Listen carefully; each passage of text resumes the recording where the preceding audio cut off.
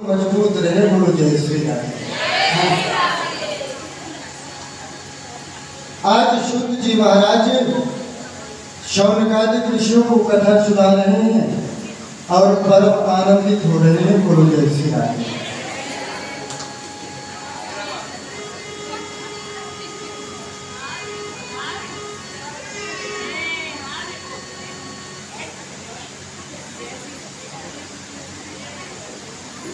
शुद्ध जी महाराज शौनकादिक ऋषियों से कहते हैं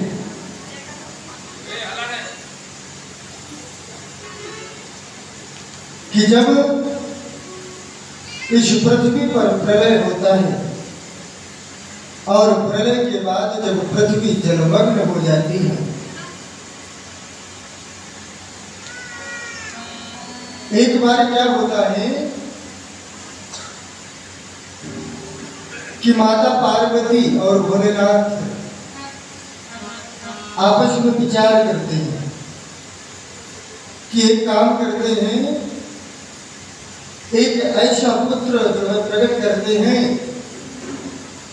कि ये जो जितनी भी सारी सृष्टि आगे चलेगी उस सृष्टि की देख रेख करे। हाँ, एक रूप से हम भी रहेंगे संघार के रूप में, तो हम स्वतंत्र रूप से विचरण करें। बोलो जय श्री राम। आज भोलेनाथ ने अपने शरीर पर अमृत मला और जैसे ही अमृत मला तो एक सुंदर पुरुष वहां पर तुरंत प्रकट हो गए। बोलो जय श्री राम। उस सुंदर पुरुष के 4 हाथ हैं, कमल जैसे नेत्र हैं और हाथ में गदा है। बोलो जय श्री राम। और वो पुरुष पीतांबर धारण किए हुए हैं और उस पुरुष का नाम है विष्णु। बोलो जय श्री राम।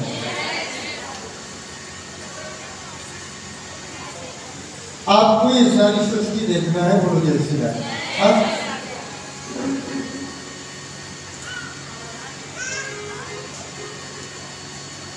सूत जी महाराज शौनकादिक ऋषियों से कहते हैं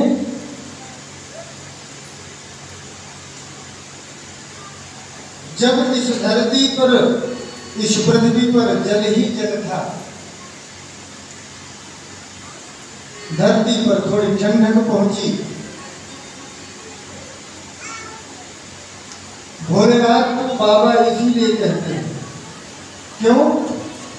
क्योंकि पिता हो गए विष्णु भगवान और विष्णु भगवान के पिता हो गए भोलेनाथ, इसीलिए उनको बाबा बोलते हैं। ब्रह्मा जी के पिता है नारायण विष्णु भगवान। ब्रह्मा जी की हम सभी संतानें हैं मनु महाराज की। क्या होता है कि मेरे विष्णु भगवान क्षीर सागर में शेष नाग की सैया पर लेटे हुए हैं, विचार कर रहे हैं कि भोलेनाथ का आदेश है सृष्टि की रचना होनी चाहिए। तो विष्णु भगवान विचार करते हैं कि मैं भी आराम से लेकर रहूं। हाँ, मैं भी एक व्यक्ति प्रकट करता हूं।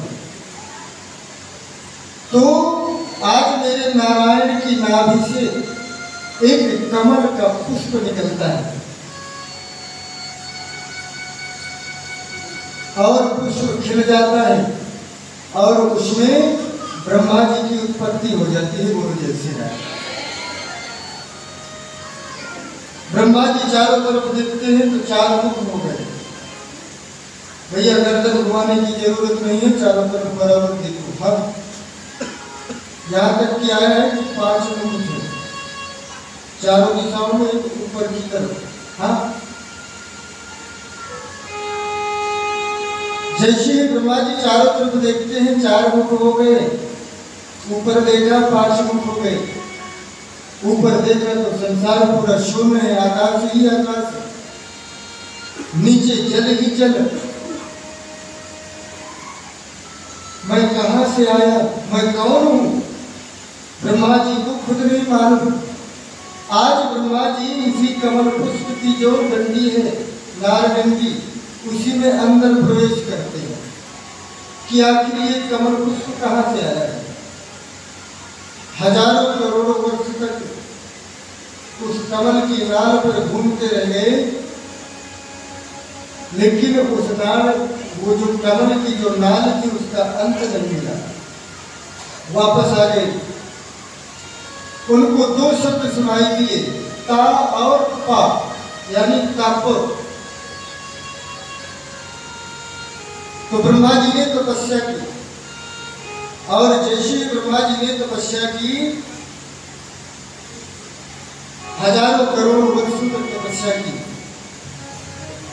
और जब घनघोर तपस्या की तो आज जो ब्रह्मा जी के पिता हैं विष्णु भगवान, वो प्रकट होते हैं और उनको आशीर्वाद देना चाहते हैं, वरदान देना चाहते हैं। लेकिन ब्रह्मा जी उनसे कहते हैं नारायण से कि तुम कहाँ से? हाँ, बोले मैं तुम्हारा पिता।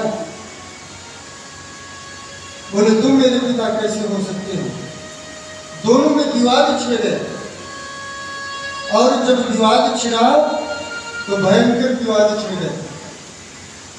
तो जैसे दोनों ऐसे खड़े थे, चाहे ऐसे मान लो चाहे ऐसे मान लो,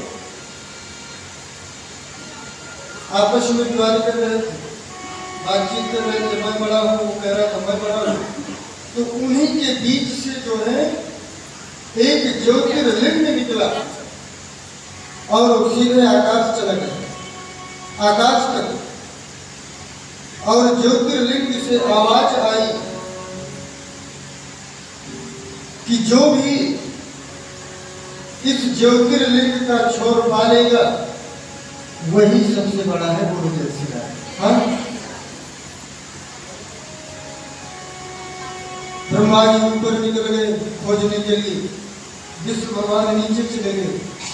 कई हजारों करोड़ों वर्ष तक खोजते रहे, लेकिन उस ज्योतिर्लिंग का अंत नहीं मिला। बोलो जय श्री राम।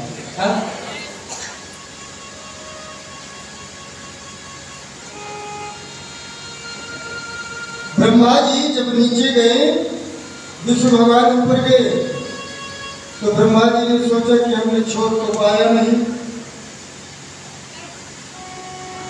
तो एक केतकी का पुष्प होता है, केतकी के पुष्प से बोले कि ऐसा करना कि तुम वहां पे कह देना कि ब्रह्मा जी ने ज्योतिर्लिंग का छोर पा लिया है। हाँ?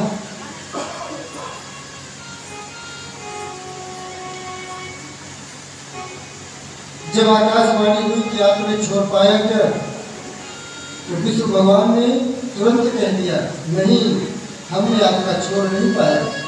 लेकिन ब्रह्मा जी कह रहे हैं कि हमने छोड़ पाया। हाँ? बोले गवाही, बोले ये केतकी पुष्प, और पुष्प ने हाँ कर दी। बोलो जय श्री राम। हाँ? आकाशवाणी हुई, ज्योतिर्लिंग से आवाज आई, केतकी तुम झूठ बोल रही हो, आज से ये पुष्प मेरी पूजा में नहीं चढ़ेगा। बोलो जय श्री राम। इसलिए केतकी का पुष्प भोलेनाथ की पूजा में इस्तेमाल नहीं होता। लेकिन फिर भी ब्रह्मा जी जिद कर रहे हैं कि नहीं, हमने आपका छोड़ पा लिया है। तो उसी ज्योतिर्लिंग से भैरव जी का प्रागट्य होता है। बोलो जय श्री राम।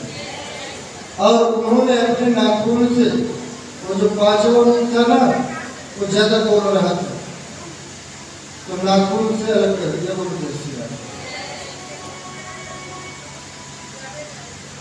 जब एक सर निकल गया तो चारों मुख शांत हो गई। कहीं भैया हमारे में भी नंबर लग जाए, ये छोटी सी उंगली से निकाले हैं, 4 उंगली अभी बाकी है। हाँ, चारों मुख में निकल गए, शांत हो गए। भैरव जी को ब्रह्महत्या लगी। जब ब्रह्महत्या लगी तो शिवलिंग से आवाज आई कि आप काशी में निवास करें। काशी मेरा स्थान है। जैसे आता है कि वृंदावन गोविंद का स्थान है, उसी प्रकार काशी भोलेनाथ का स्थान है। जो व्यक्ति वृंदावन में अपनी सांसें छोड़ता है, जो व्यक्ति काशी में अपनी सांसें छोड़ता है, जो व्यक्ति गंगा जी के किनारे अपनी सांसें छोड़ता है, उस व्यक्ति की अधोगति नहीं होती। काशी भोलेनाथ के जो त्रिशूल है उसमें बसी हुई है, और वृंदावन गोविंद की बंसी पर बोले श्री राम। पहले जमाने में क्या होता था कि जो बड़े बड़े राजा रहते थे तो छोटे छोटे राजा उनको देते थे पैसे रुपया। ऐसा ही तीर्थों में भी चलता है कि टैक्स देने की प्रथा। प्रयागराज तीर्थराज, जो प्रयागराज है वो तीर्थों का राजा है। आज गोविंद के पास गए, भोलेनाथ के पास गए और दोनों से शिकायत लेकर के गया, महाराज मैं आप दोनों से बहुत नाराज हूँ। बोले क्यों? बोले सबसे बड़ी मेरी नाराजगी ये है कि आपने मुझे तीर्थराज क्यों बनाया, तीर्थों का राजा क्यों बनाया? बोले इसके लायक थे आप? बोले वो तो ठीक है महाराज, जितने भी तीर्थ क्षेत्र है वो हमें टैक्स देने आते हैं, लेकिन दो व्यक्ति टैक्स नहीं देते हैं। बोले कौन कौन? बोले वृंदावन और काशी। आज भोलेनाथ और गोविंद दोनों एक साथ बोल पड़े, अरे भैया हम तुम्हें तीर्थों का राजा बनाया है, अपने घर का राजा नहीं बनाया। बोलो जय श्री राम। गोविंद कहते हैं वृंदावन मेरा घर है, वृंदावन पृथ्वी से अलग है और काशी भी पृथ्वी से अलग है।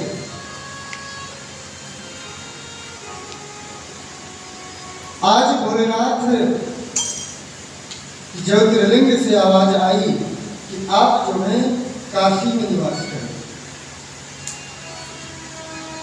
एक कल्पांतर की कथा और आती है भैरव जी की। हरि अनंत हरि कथा अनंत कथा आती है कि माता पार्वती का नियम था कि जो भी व्यक्ति काशी में आएगा उसको अन्नपूर्णा मैया 24 घंटे में एक बार भोजन जरूर देगी। बोलो जय श्री राम। वो भूखा सोएगा नहीं, उसको एन केन प्रकार भोजन जरूर मिलेगा। तो भोलेनाथ कहते हैं ऐसे में तो जितने भी आलसी हैं वो सभी काशी में ही आ जाएंगे। बोलो जय श्री राम। हाँ, किसको किसको खाना खिलाऊंगी देवी? तो भैरव बाबा कहते हैं मैं उनको काशी में रुकने ही नहीं दूंगा। बोलो जय श्री राम। हाँ, बोले क्या करोगी? बोले जो भी व्यक्ति काशी आएगा एक दिन तो रह लेगा, लेकिन दूसरे दिन से उसे घर की चिंता सताने लगेगी और वो तुरंत काशी छोड़ के चला जाएगा। लेकिन अगर मेरा दर्शन करके यहाँ रहता है तो उसको मेरा भय नहीं रहेगा। बोलो जय श्री राम। सूत जी महाराज शौनकादि ऋषियों से कहते हैं, भैरव जी को आदेश दिए आप काशी में निवास करें, ब्रह्म हत्या का प्रभाव वहां पर नहीं होगा और सुंदर आप उसका प्रायश्चित कर सकेंगे। आज भोलेनाथ की स्तुति करते, भोलेनाथ की तपस्या करते हैं काशी में रह करके और ब्रह्म हत्या से छुटकारा मिला। बोलो जय श्री राम।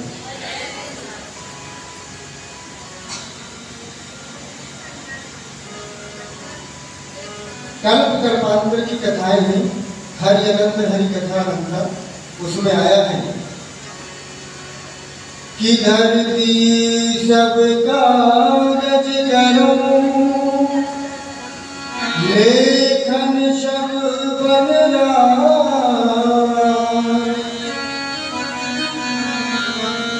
सागर दूसरी करो, हरि गुण जान जान।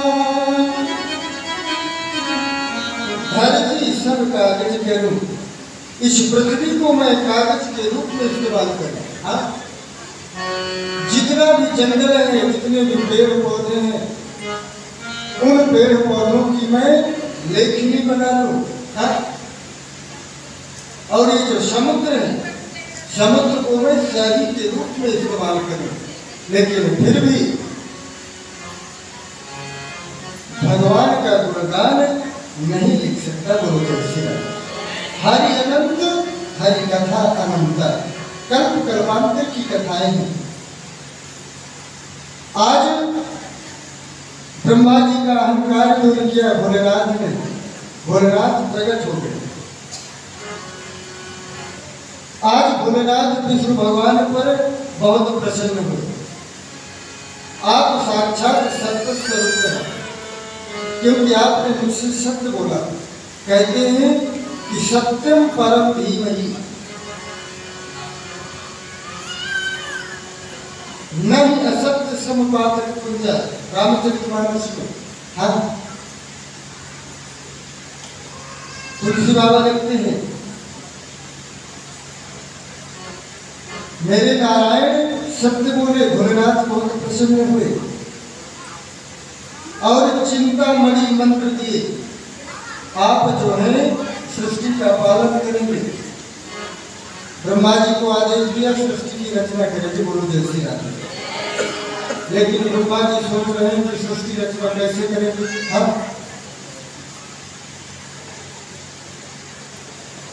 ब्रह्मा जी के मन से नारद जी का आगमन हुआ। हम सब ऋषियों का प्रागट्य हुआ, लेकिन ब्रह्मा जी सोचते हैं कि ऐसे का बदल। तो आज भोलेनाथ अर्धनारीश्वर, अर्धनारीश्वर का मतलब आधा जो है भोलेनाथ का शरीर है, शंकर जी का स्वरूप, और आधा शरीर माता पार्वती का। हाँ, और किसी किसी कथा में आता है कि मनुष्य रूपा शरीर के दो भाग किए और तभी से मैथुनी सृष्टि प्रारंभ हो गई। बोलो जय श्री राम। और जब मैथुनी सृष्टि प्रारंभ हुई तो पूरा संसार भर गया। बोलो जय श्री राम। अब तो सरकार यहाँ तक नियम चला रही है कि हम दो, हमारे एक। बोलो जय श्री राम। पहले के जमाने में था कि हम दो हमारे 10, ये झगड़ा करने के लिए। फिर धीरे धीरे कम होते गए, 10 से 5 आए, हम दो हमारे 2। अब ये स्थिति हो गई हम दो हमारे 1। अब कोई कोई तो ऐसे हैं कि हम दो हमारे कोई नहीं। बोलो जल्दी से।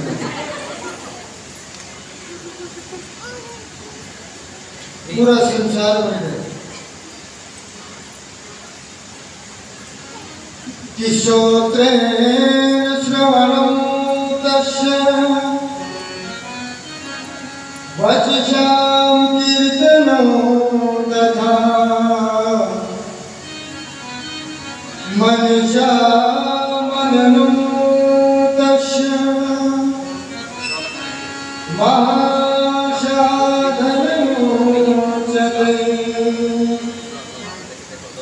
अद्यूं परमं साध्यं इवां तत्साधनं साधितुं किहतस्तत्र तदिदं प्रोदितं त्वदः। सुंदर सृष्टि की रचना हुई। भोलेनाथ संहार कारक बने, ब्रह्मा सृष्टिकर्ता बने और मेरे नारायण पालन करता बने। बोलो जय श्री राम।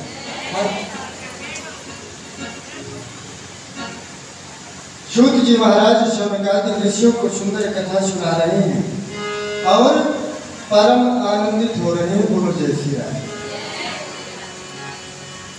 सुंदर सृष्टि चली। कोई नारायण का भक्त है, कोई भोलेनाथ का भक्त है,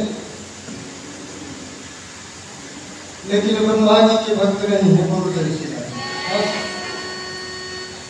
तीनों देवों के भक्तों की श्रेणियां अलग अलग है। ध्यान से सुनिएगा। सबसे पहले जिनके भक्त कम हैं उनके विषय में बताते हैं। जिनका मंदिर सिर्फ एक ही स्थान में है, श्री पुष्कर में ब्रह्मा जी का मंदिर, उनके भक्त कैसे हैं?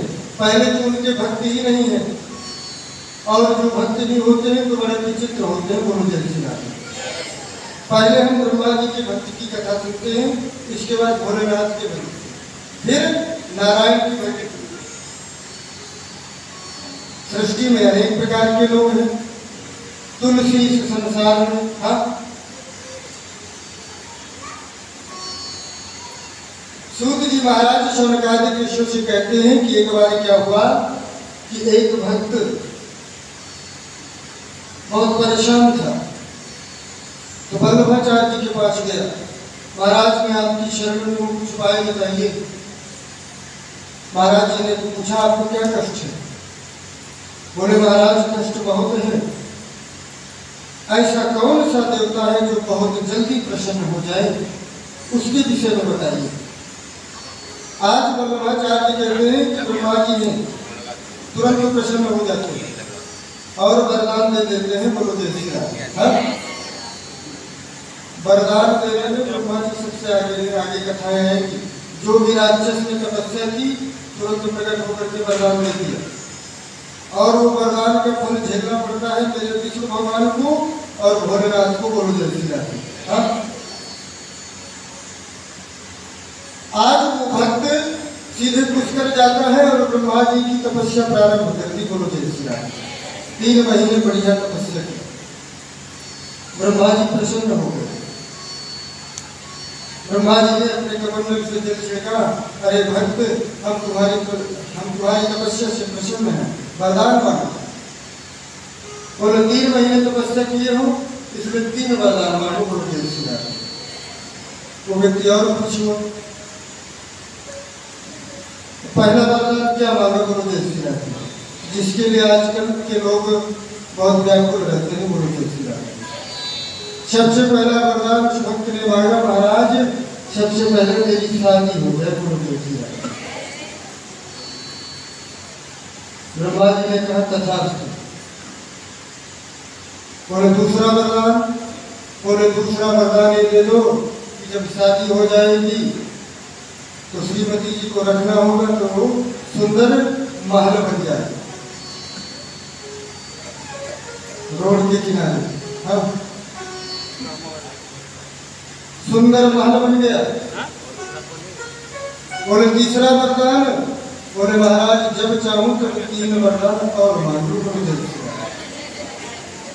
ब्रह्मा जी को पेंडिंग में डाल दिया। एक दिन क्या हुआ कि वो व्यक्ति अपनी छत पे सो रहा था, अचानक बारिश होने लगी, और जैसे ही बारिश हुई तो एक बात ध्यान दीजिएगा, कोई कितनी भी गहरी निद्रा में हो, आप बाजा बजाएं, ढोल बजाएं, आवाज दें तो नहीं जगेगा, लेकिन अगर जल का छींटा दे देंगे तो वो जग जाएगा। जैसी ही बारिश हुई वो व्यक्ति जग गया, नींद खराब हो गई। तुरंत ब्रह्मा जी को पुकारा, ब्रह्मा जी ब्रह्मा जी। ब्रह्मा जी तुरंत आ गए, क्या हुआ भैया? बोले आपसे 3 वरदान मांगने थे। बोले जय श्री राम। बोले हाँ। बोले मांगो। बोले पहला वरदान ये दे दो कि ये बारिश बंद हो जाए, और दूसरा वरदान ये दे दो कि आज के बाद मेरे घर के आसपास बारिश न दिखाई दे। बोलो जय श्री राम। और तीसरा वरदान ये दे दो कि जब चाहूं तो 3 वरदान और मांगो। बोलो जय श्री राम। ब्रह्मा जी परेशान हो गए, इनसे छुटकारा कैसे मिलेगा? आज ब्रह्मा जी भोलेनाथ के पास गए, बाबा कुछ उपाय करिए ना। भोलेनाथ कहते हैं कि कभी कभी किसी किसी आपत्ति में दूसरे का सहारा लेने के बजाय घर के ही व्यक्तियों का सहारा लेना चाहिए। बोले जो आपकी धर्मपत्नी है माता सरस्वती, उनसे प्रार्थना करिए। हाँ,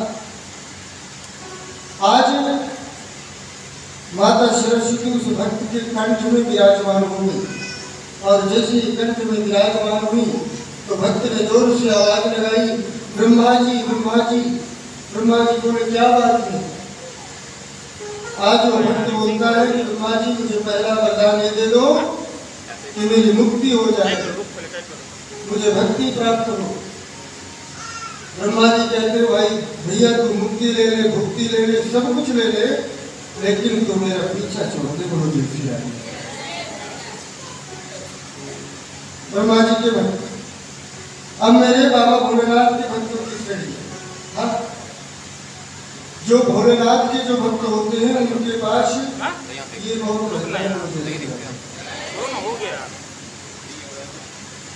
भोलेनाथ के भक्त, जैसे एक भक्त हुआ भस्मासुर।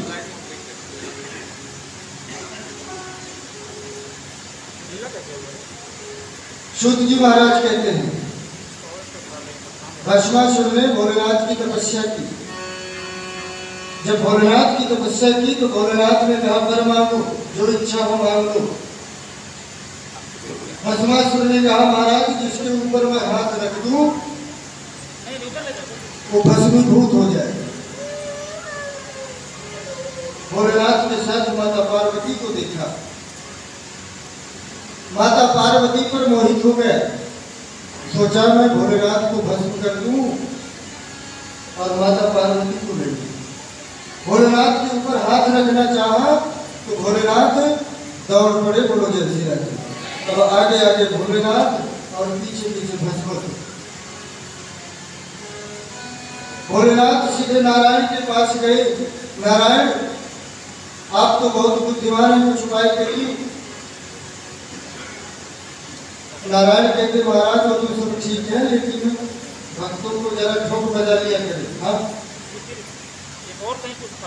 आज नारायण ने क्या किया कि मोहिनी स्वरूप धारण किया और मोहिनी स्वरूप धारण करके भस्मासुर के सामने प्रकट हो गए। और जैसे उस मोहिनी रूप को देखा भस्मासुर अपनी शुद्ध बुद्ध खो दिया और अपनी शुद्ध बुद्ध खोने के बाद कहता है सुंदरी आप कौन? आपका मैं वर्णन करना चाहता हूँ। तो मेरे नारायण रूपी मोहिनी कहती है कि हम एक शर्त है हमारे साथ तुम्हें ठुमके लगाना पड़ेगा, नृत्य करना होगा। अगर हमारे जैसे तुम नृत्य कर लोगे तो हम जरूर तुम्हारा वर्णन करेंगे और जैसा हम करेंगे वैसे ही आपको करना है। अब मोहिनी स्वरूप नारायण नृत्य करने लगे तो भस्मासुर भी उनकी नजर करके नृत्य करने लगा। कामांध था और नृत्य करते करते जब काफी देर हो गई तो नारायण ने एक बार ऐसे नृत्य किया, सर पे हाथ और एक कमर में हाथ, और जैसे ही उसने भी सर पे हाथ रखना चाहा, मटकना चाहा, सोई भस्मीभूत हो गया। बोलो जय श्री राम। अब मेरे नारायण के भक्त बोलो जय श्री राम।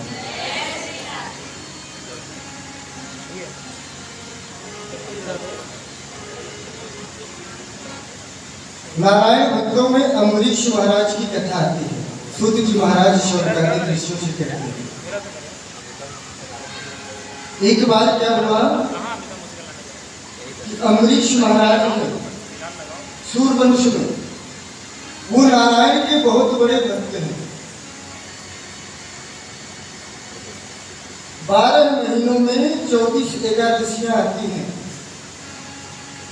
मलमास पड़ जाए तो 26, जैसे इस वर्ष सावन में मलमास है।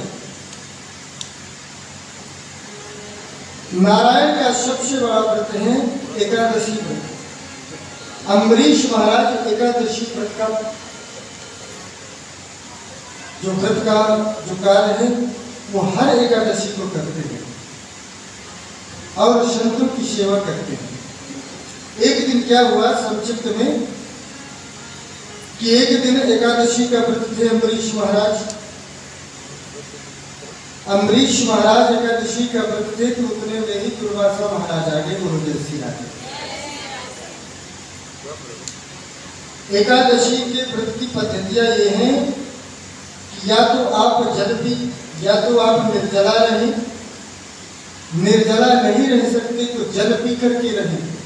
जैसे माताएं वो जो तीजा का व्रत करती हैं, एक बार जल पीती हैं, या तो एक बार जल पी करके रहें, या तो एक बार जल पिए, या तो फिर जो खेती से ना उगा हुआ हो, खाली ही खाए, ऐसे व्रत करें।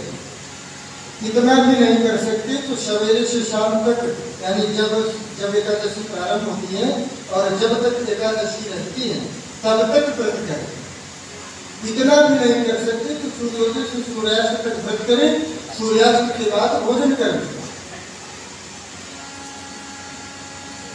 और एकादशी व्रत जब रहे तो द्वादशी में ही पारण होता है। कभी कभी क्या होता है कि पृथ्वी का क्षय होता है, द्वादशी बहुत थोड़ी रहती है, और ये जो त्रयोदशी है, त्रयोदशी लगने वाली होती है। वही स्थिति यहाँ पर हुई। सूत जी महाराज शौनकादिक ऋषियों से कहते हैं कि उस दिन द्वादशी बहुत थोड़ी थी। उतने में दुर्वासा ऋषि आ गए गुरुदेव जी का, और जैसे ही दुर्वासा ऋषि आए तो अम्बरीश महाराज ने उनका स्वागत सत्कार किया। अहो भाग्य, मेरे घर संत पधारे। आज दुर्वासा ऋषि अम्बरीश महाराज से कहते हैं कि मैं थोड़ा स्नान करके आ जाऊं, इसके बाद मैं भोजन प्रसाद ग्रहण करूंगा। स्नान करने चले गए। अब वहां नहा रहे हैं आराम से, इधर जो है द्वादशी बीत रही थी। तो ब्राह्मणों ने अम्बरीश महाराज से कहा कि महाराज त्रयोदशी लग जाएगी, द्वादशी खत्म हो रही है, तो आप एक काम करें कि तुलसी दल ग्रहण करें, आपका पारण हो जाएगा। ब्राह्मणों के कहने पर तुलसी दल ग्रहण की। सोई दुर्वासा महाराज आगे बोलो जैसे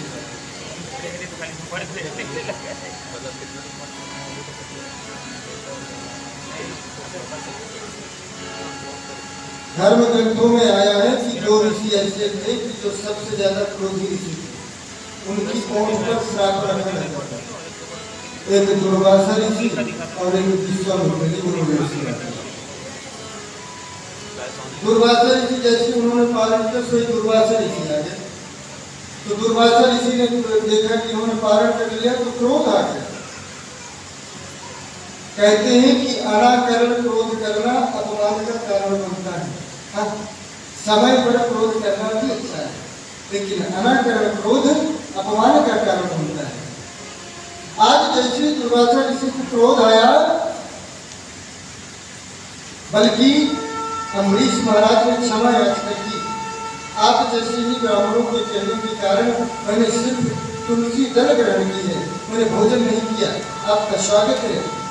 लेकिन उनको क्रोध है और उन्होंने अपने सर से जटा उठाई और जमीन पर पटकार से राक्षसी प्रकट करके गुरु जय और उस कृत्य को आदेश दिया, जाओ अम्बरीश को भस्म कर दो। जैसे ही अम्बरीश को भस्म करने के लिए वो कृत्य आगे बढ़ी, जैसे वो कृत्य आगे बढ़ती है तो मेरे नारायण का सुदर्शन चक्र आ गया और उस सुदर्शन चक्र में उस राक्षसी का वध किया और वो दुर्वासा जी के पीछे लग गया। अब दुर्वासा जी भगे, सबसे पहले ब्रह्मलोक गए ब्रह्मा जी के पास। ब्रह्मा जी मेरी रक्षा करो। बोले मैं आपकी रक्षा नहीं कर सकता। भोलेनाथ के पास गए, बाबा मेरी रक्षा करो, सुदर्शन चक्र से मेरी जलन हो रही है मेरे शरीर पर। भोलेनाथ कहते हैं अरे महाराज, जिनका 18 पुराण 108 जो उपनिषद है, 6 शास्त्र है, जो पुराण है उप पुराण है, जिनमें हर पुराण में नारायण का ही गुणगान है, उस नारायण का बल्कि नारायण का नहीं, नारायण के भक्त का अपमान किया है, मैं आपकी रक्षा नहीं कर सकता। तो सीधे नारायण के पास पहुंचे। नारायण मेरी रक्षा करो सुदर्शन चक्र से। इस सुदर्शन चक्र की तेज से मुझे बहुत जलन हो रही है, मेरी रक्षा कीजिए। नारायण कहते हैं मैं आपकी रक्षा नहीं कर सकता। बोले नारायण प्रभु आपका सुदर्शन है। बोले मेरा होगा लेकिन मैं आपकी रक्षा नहीं कर सकता। बोले क्यों? तो मेरे गोविंद कहते हैं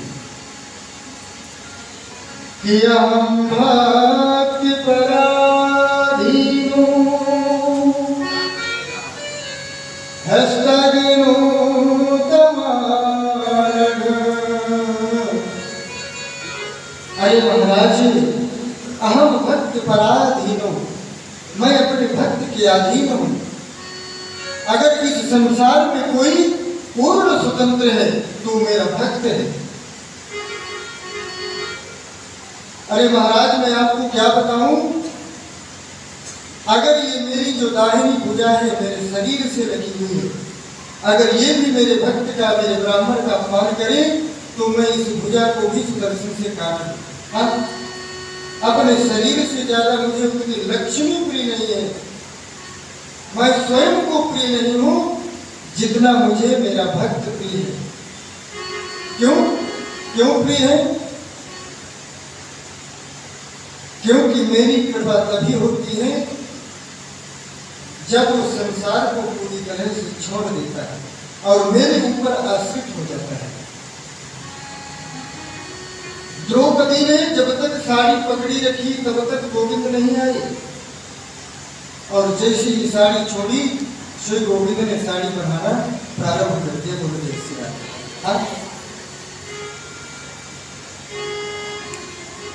बोले मैं आपकी रक्षा नहीं कर सकता, मैं भक्त के अधीन हूं।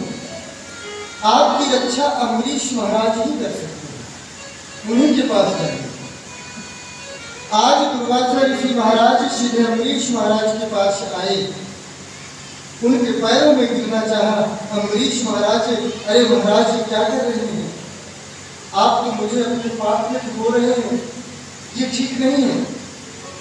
आज अम्बरीश महाराज से दुर्वासा ऋषि कहते हैं मुझे क्षमा कर दो, मैंने बहुत बड़ा अपराध किया। ये सुदर्शन चक्र की तेज से मेरे शरीर में बड़ी जलन हो रही है। तो आज अम्बरीश महाराज सुदर्शन चक्र की प्रार्थना करते हैं और क्या कहते हैं, अरे सुदर्शन अगर मैंने अपने जीवन काल में, संपूर्ण जीवन काल में अगर मैंने ब्राह्मण और संत और नारायण में अगर कोई भेद ना देखा हो तो आप शांत हो जाए। सुदर्शन चक्र शांत हो गया। आज दुर्वासा ऋषि को ज्ञान हुआ कि नारायण के भक्तों में कितनी शक्ति होती है। बोलो जय श्री राम। सूत जी महाराज शौनकादि ऋषियों को सुंदर कथा सुना रहे हैं और परम आनंदित हो रहे हैं। कथाएं बहुत हैं लेकिन जो कथा हमारे जीवन में उतर जाए वही कथा सर्वोपरि है। बोलो जय श्री राम।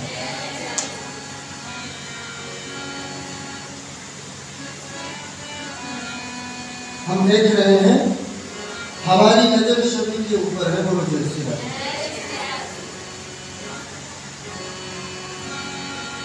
जो चश्मा लगाए हैं उनकी आंखें बराबर दिखती है तो झोंका ले लेते हैं। बोलो जय श्री राम। हाँ। तो एक बार शरीर में जो है जो फुर्ती लाते हैं, सुंदर भोलेनाथ का भजन करते हैं। बोलो जय श्री राम। बोलिए शंकर भगवान की, बोलिए शिव महापुराण की।